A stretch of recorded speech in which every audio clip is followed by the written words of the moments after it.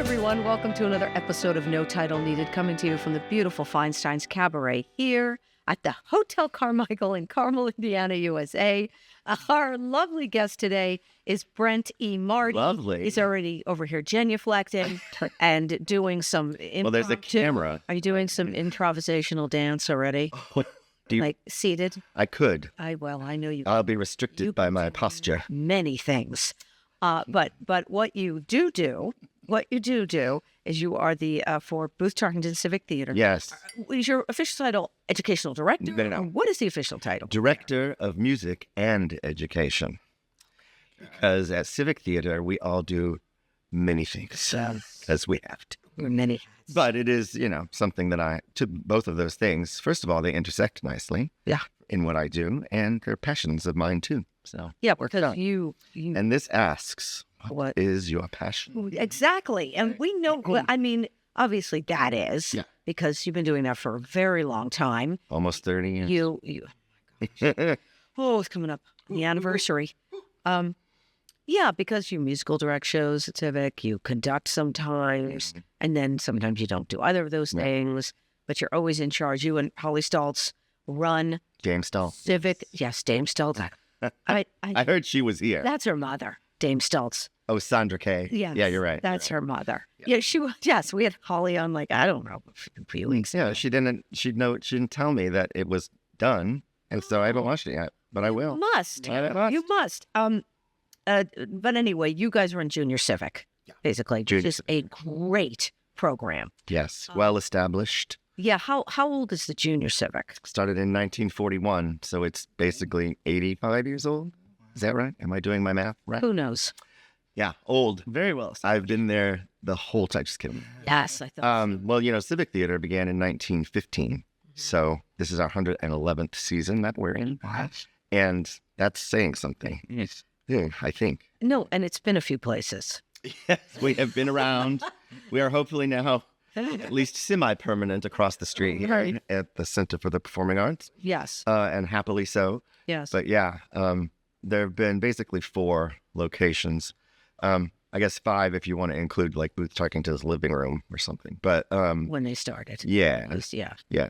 In his house down there. yeah, and then we were at what is now Footlight Musicals at the Headback Theater. That was Civic. Okay. Okay, and then they came in after we left, and that was in like the early 70s when they moved to the IMA, which is now Newfields, but the Indianapolis Museum of Art, the Showalter Pavilion. We were there for 30 years, and then they underwent a major renovation and didn't renew our lease, which was $1 a year. That was the deal. Yeah. But, they offered us a good chunk of money to move and to, so it wasn't like get out, out on the street. And we moved nearby to Marion, at the time, college. That's how I became introduced. Yes. To And you guys were at Marion. That's when you guys were out. So that would have been like the early 2000s. Right. Yeah. Right. So we were there for 9 years, something. Yeah. And there had always been a plan that we would remain there and build a new facility, and that we would interact with the school and become the department of theater, and that never came to fruition. So there, it's just a lot of stuff. 2 organizations, and they've got to work through stuff, and this one wants that, and that one doesn't. Blah, blah, blah. Yeah. So at the time, late 2000s, Mr. Jim Brainerd Right. was It's a no-brainer. was on the hunt Yeah. for organizations to Yes. populate the center, and so Yes. he started coming to our shows. And I lived in Carmel. I've lived here since the late 90s, so I knew who he was, and he would come to the shows. And then rumor had, there had always been this idea, this dream of building this gorgeous Right. center. Exactly. And it actually was happening. Explain. And so he came to us and asked if we wanted to be the primary resident company in the Tarkington. And we were looking, we had sent out requests for proposal to every entity in the city. We're talking about downtown. We're talking about Broad Ripple. We're talking about everywhere. Yeah. The city of Carmel was the only one that got back to us and was interested. And so there we go. And here we are. Right. Here we are. Here's everybody. Here we are. Here's everybody. So we've been here 15 years, which is hard Right. also to wrap my head around. 2011. It's when Actors Theater of Indiana did the first show, which you did, I did. Chicago. Yes. Go. So what was your first introduction into theater? Lord have mercy. Take it back. I mean, I don't even remember my first introduction because I was little. That tiny. I had a grandmother who was very arts centered, like she was very into the fine arts and would take me to the symphony and plays and things. But I have one specific recollection of going to see a children's theater production of Androcles and the Lion. Do you know this fable with the thorn and the fawn? Yeah. And I remember that. I don't know why. But that may have been it. But I've always had a bent towards performing arts. Like I learned to play the piano, I sing, I eventually got into theater. If we're talking about like When did you start playing? Because you've been playing piano, yeah, when you were a child. yeah. obviously. So my grandmother, the same grandmother, Elvira, rest her soul, she was a dear. She had a piano in her house, so I would tinkle around on that, and so would she.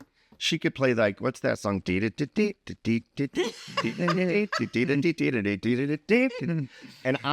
then eventually I would play the D. She'd go D. I would play. So that's where it started. And my mother, rest her soul, she got it in her head that she wanted a piano in her house. And so when she got a piano in her house, I was forced to take lessons. I did not want to. I thought I didn't need to, but I totally did. If nothing else, to learn to read music, which has become like this is what I do. Right. But yeah, so you're going to take lessons. She was from Tennessee. And I was 11 years old.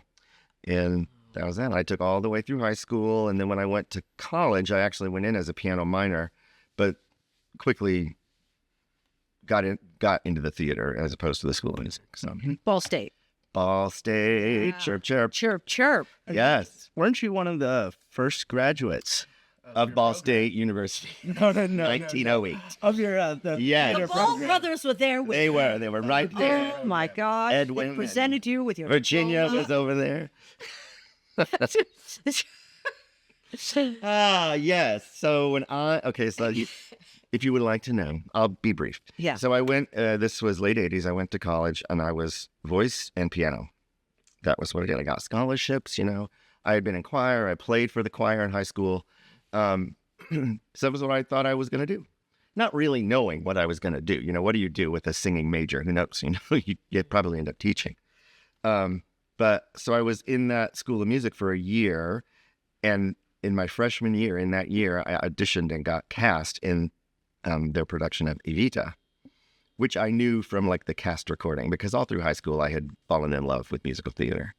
And getting cast in that show, and it was not just me, there were a lot of freshmen. This was an incoming freshman class that they had recruited specifically to start to build that program up, because the theater department had been there forever, but it had not. But not what it is now. Oh my God. So this were like the very early seeds of that. And so I got cast in Evita. I had one solo. Higher wages. That was my solo. Stop. We take a break. Oh. On that note, we're going to take a little break. We're going to come back and you're going to finish that song. Okay. All right. We'll be back with Brent Marty right after a word from our sponsor, artist Randy Sorrell. Oh, come on. Randy. Yes.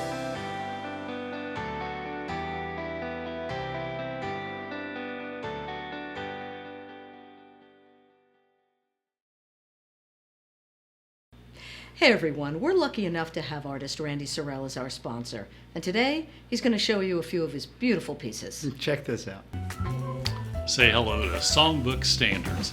This is an original acrylic, part of my music series that I completed in 2024. Sort of celebrating jazz and blues and cool clubs all across the nation or the world. And if you dig music, man, you are going to love this one. Lavender Fields is part of my landscape series, and if you could see this in person, you would recognize how thick and juicy and packed full of color this painting is, and it really captures the lavender fields that you see in France and, sometimes here in Indiana. I think you're going to love this one.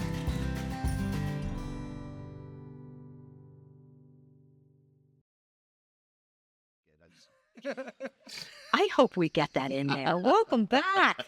We are back with Brent Marty. Oh, he's so clever. telling us little tidbits from your past. Yeah. There's a lot of them. We were just There's a lot of past. a lot. We were just talking about when you smashed your finger. And Oh, yeah. Yeah. that could have been the end of your. Unfortunate acts. My piano playing Could career. have been the end of it. Eating Oreo cookies. Well, the nail did fall off, Yeah. but it grew back. And it grew back with a little, like, I know. little stains come up there. One time it looked like Lucifer. Mine did the same thing. Grew back funny. Grows down now. Yeah. It's weird. Yeah. Because your body's like, what are you doing? Guys are weird. Yeah. Weird. Yeah. What? Talk about what we were just talking about on the break. So, I understand you were you were awarded. Yeah. It's hard. I can't. Yeah. I know you're going to ask about the Creative Renewal grant. So that was 10 years ago for me. The Arts Council of Indianapolis. This is a wonderful initiative and program that they've had for decades now. Artists of any ilk can apply, and they are given, I think it's $12,000 now, if I'm not mistaken, but you're just given a chunk. And you write a proposal. You say, this is why I need renewal. I would like to, and I'm gonna bring what I learn and experience and whatever that is. I'm gonna bring it back to Indianapolis in this area, and I'm gonna, be a contributing artist in the community. So that's really the only requisite, because then once they give you the money, you kind of do. I'm sorry if I'm not supposed to tell this Arts Council, but the strictures are very limited. They trust you to do what you say. Because it is all about you. It's about you renewing what you like, getting back some of the stuff that you may have. The daily grind is a thing. It is a job after all. But so so that was really great, and I was very honored. I was the only theater person in that round, which was also pretty cool. There should be more. But there are a lot of artists. Tons. So I took that money, and what I did with it, I went to there's the Goodspeed Opera House in Connecticut. I know it well. Yes, birthplace of many Broadway shows, and lots of New York actors still work there. Yeah, famously Annie. But they do a music. Yes, they do a music directing intensive. Now, my job as a music director is sort of underappreciated in our world. And I don't say that because people look down on it or something like that. No, there's no Tony for music directing. There's no, everybody else gets an award, but there's no Tony for that. And so that kind of, sets an industry thing. But people that come to see shows, they know there's a director. Right. They know what that is. And they know that there's a choreographer, so he has to stage the dancing. Right. But they're not always conscious of the fact that it is a musical, and the actors don't just know their stuff. They don't commit, they have to be taught, and they have to be put together as a group. And then there's an orchestra, hopefully a live orchestra. What people do know, conductor, because they'll yes. see the conductor. Conductor, yes. They'll see that. Right, but they don't visually see it. Right. Yeah. It's in the background. Yeah. And I say I'm a music director. Oh, you direct the musicals. No, I'm not the director. I'm the music director. Yeah. So, there's a disconnect. But Goodspeed Opera House offers a music directing intensive for any music director that wants to apply and come. And I used part of the money to go to do that. I spent a week there. It's lovely. It was real well. And at the end of the week, we had one of the largest snowstorms that has ever hit the region. And so that was fun. Right on the river too. But it was gorgeous. Yeah, gorgeous there. Yeah. Adds to the story. Yes, sorry. I did that. And then the other bit of money that I had, I went overseas. I went to England, which is, I'm a total Anglophile. And I went to school in London when I was in college, and I was sold. So I went back. This was like my third or fourth time back, I think, for it. And I spent some time in London, saw some shows, and then I went out into the hinterlands to the Midlands, and got a little cottage, an Airbnb cottage in this tiny little village called Winster. And I just walked all around that gorgeous English countryside in September. The moors. They call that Wuthering. No, these were not moors. These were hills. It's hilly. It's very hilly. And so that was very renewing, and also by myself. So I wasn't you're on your own. I wasn't entertaining anybody. I wasn't having to be somewhere. You're very self-study. Yeah. A little reflection. But you just go for a walk in nature like that, and suddenly you're like, oh, your thoughts, you can reset. It was just a really good reset. And one of the walks I went on I had a little journal. I'm not a journaler. Holly Stoltz, that woman is a journaler. Oh, yeah. I'm not. I don't really write things down. But I did on that trip because I wanted to sort of remember and also write some thoughts down that I was having in this moment. So I had my little journal with me, and I sat down. Because in England, there are public pathways through private land. Like you're walking on a farmer's pasture, and the sheep are here, and the cows are there. Yeah. But there's a little trail, and you can walk. So I thought there was a little bench by a little stone wall. Sounds so corny, but yeah. And I sat down, and I wrote. I think I said Brent Marty was here, whatever the date was, doing this, doing that. And I rolled that little pin. I stuck it in that wall. Oh, cool. And I will go back there eventually one day. Cool. And see if that little note. See if it is. Unless the wall falls down, because they rebuild those walls all the time. Yeah. But Possible you know what? that it's not there. But you know Or someone what? found it. Or someone found it. There's a possibility. I think I put my phone number on. Hey, if you get this, let me know. My Yeah. God. Oh, my God. Call me. Email, call me. Oh, of course. I'm a nice guy, I silly. promise. Yeah. Not But, creep. you don't know, a sheep could have chewed it up. Sheep can be aggressive. So Let me tell you. they're so They can dangerous. be aggressive. So what's going on now with Civic? What are you doing right now with the kids? What happens now in the spring? And the summer is a huge time. Oh yeah, summer is huge. So right now, as we speak, we are in the midst of producing Fiddler on the Roof, Mm-hmm. Good. a classic, beautiful, much loved story and Broadway musical about Tevye and his daughters and the little village of Anatevka. Mhm. So this is my third time doing that show. Each time has been at Civic, and it was my first show at Civic Theater in 1998. So it's when we did this, we did it 10 years ago, and that was like a little full circle. And now this is a bigger full circle. And is Tobin Strader, is he? Tobin is playing Tevye. And then is Melissa Cohn playing Melissa Cohen is playing Golda. Golda? Yeah. Yeah. And her daughter Sadie is playing Chava.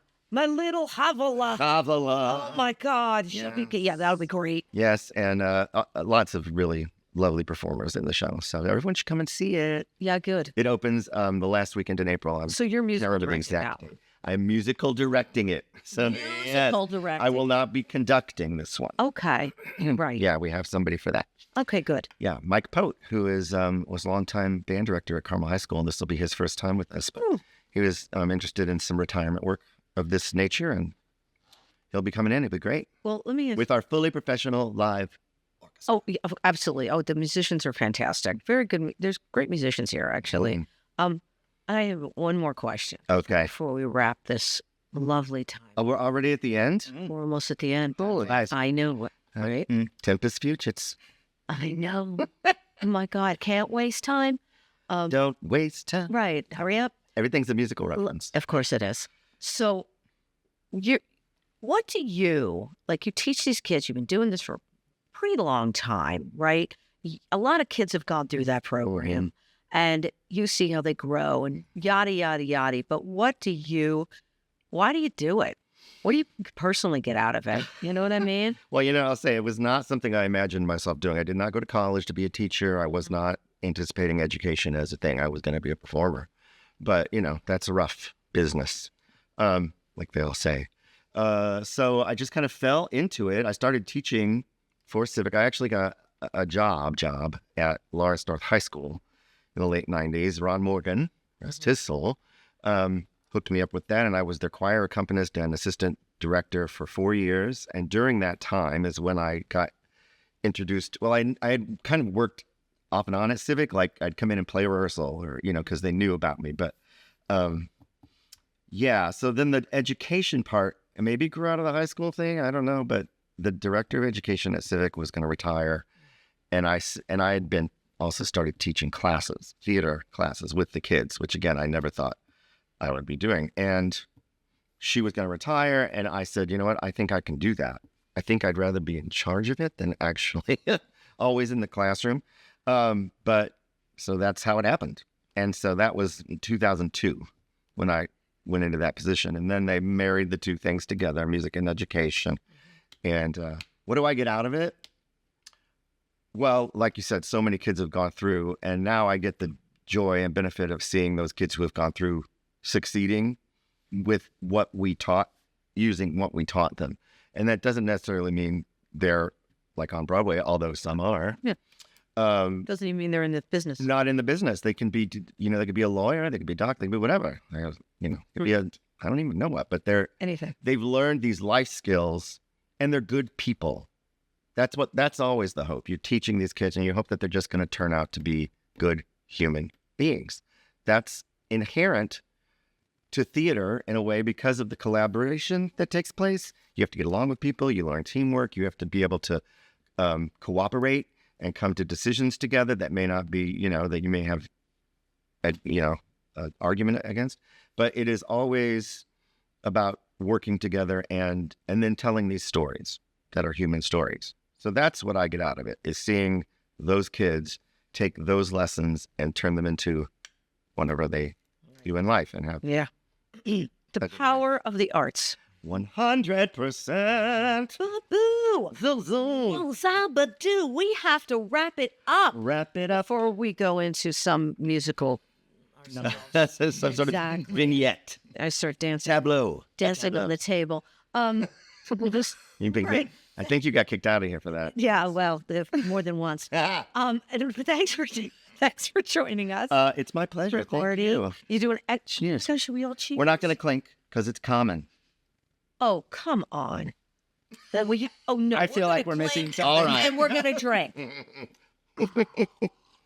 Thank you for joining us for another episode of No Title Needed. Come on over to Feinstein's. What are they going to see over here, Scott? A fantastic show.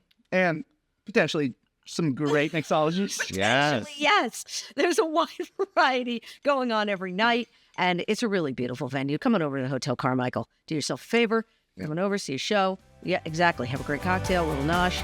And I'm Cynthia Collins. And I'm Scott I Osborne. think we introduced ourselves in the beginning. My gosh, we're failing.